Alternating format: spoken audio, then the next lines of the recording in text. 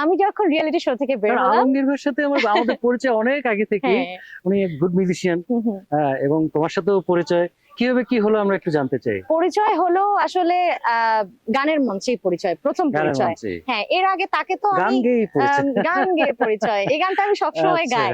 সেটা হচ্ছে আমি তো এর আগে ওনাকে টেলিভিশনে বহুবার দেখেছি, এবং আমি যখনই টেলিভিশন খুলতাম ওনাকে দেখে আমার খুব ভালো লাগে। এখনো কি আপনি করেই তো বলেন? এখনো আপনি করেই বলি। তো আমার রিয়েলিটি শো থেকে বের হওয়ার পরে প্রথম একটা কনসার্টে যাই। কনসার্টে যাওয়ার পরে সেখানে গিয়ে আমি তো আসলে গতানুগতিক মিউজিশিয়ানদের যেই মানে আচরণ বা যে ম্যানারিজম গুলো থাকে সেগুলো সম্পর্কে পরিচিত না। তো আমাকে আমি স্টেজে উঠেই প্রথমে বলেছি, হ্যাঁ আমি অমুক গানটা দিয়ে শুরু করছি। তো আমাকে একটা কি বলে, ওই যে ইউনিভার্সিটিতে যে নতুন স্টুডেন্ট যারা আসে ওদেরকে যেরকম র্যাগ দেয়, তো উনি তো সিনিয়র মিউজিশিয়ান, উনি নতুন একজন সিঙ্গার এসেছেন, ওনাকে কিভাবে র্যাগ দেয়া যায়।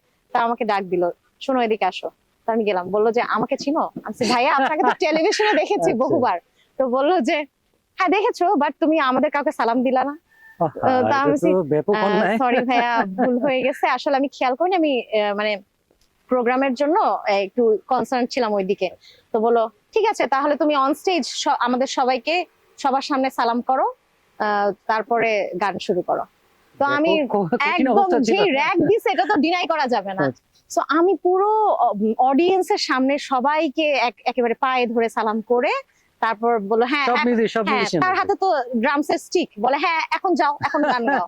তো গান গাইলাম, গান গাওয়ার পর এরপর থেকে যেখানেই দেখা হতো আমি ছুটে গিয়ে ওনাকে পায়ে ধরে সালাম করতাম। তো এইভাবে আস্তে আস্তে দেখা হতে হতে আমাদের মধ্যে একটা মিউজিক্যাল বন্ডিং ক্রিয়েট হলো। তারপরে আমাদের মধ্যে একটা ভালো লাগা কাজ করলো, যেটা আমরা কেউ কখনো কাউকে বলি নাই। মানে আমি তাকে বলি নাই যে আই লাভ ইউ, সেও আমাকে বলে নাই আই লাভ ইউ, আমরা দুজনে বুঝে গেছি। তারপর তো আমরা বিয়ে করলাম।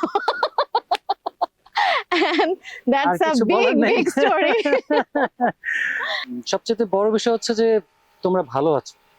এই ভালো থাকাটাই আমাদের জন্য আসলে সব শিল্পীদের জন্য খুব দরকার, কারণ আমরা ভালো না থাকলে আমাদের ক্রিয়েশন বা এই যে কাজগুলো আমাদের হয় না আসলে। অনেকক্ষণ তো গল্প করলাম। তো তোমার একটা গান আছে জেন্টলম্যান, হ্যাঁ নিশ্চয়ই আলমগীর ভাইকে তোমার এরকম জেন্টলম্যানই মনে হয়েছে কিনা? এনিওয়ে আমার কেন যেন মনে হচ্ছিল যে এই গল্পের পরে এই গানটা জেন্টলম্যানটা আসবে। জেন্টলম্যানটা আমার খুব ভালো লাগে। আমি যেদিন প্রথম শুনেছি, হয়তো তোমার সাথে দেখা হয়নি, কিন্তু যে কোনো গান আসলে আমরা তো শুনি, সামনে পড়লে অবশ্যই শুনি, এবং গানটা আমার কাছে ভালো লেগেছিল। এনিওয়ে আমি এখন তোমার কাছে জেন্টলম্যান না, আমি তোমার কাছে শুনতে চাই চুরি ছামছাম। চুরি ছামছাম, আচ্ছা। এই সারা জামানা খুঁজে দে বাহানা, আমি তোর কাছে ছুটে যাওয়ার, টিকে থাকে না এই মন বেপানা, শুধু বারে বারে করে তোর আবদার।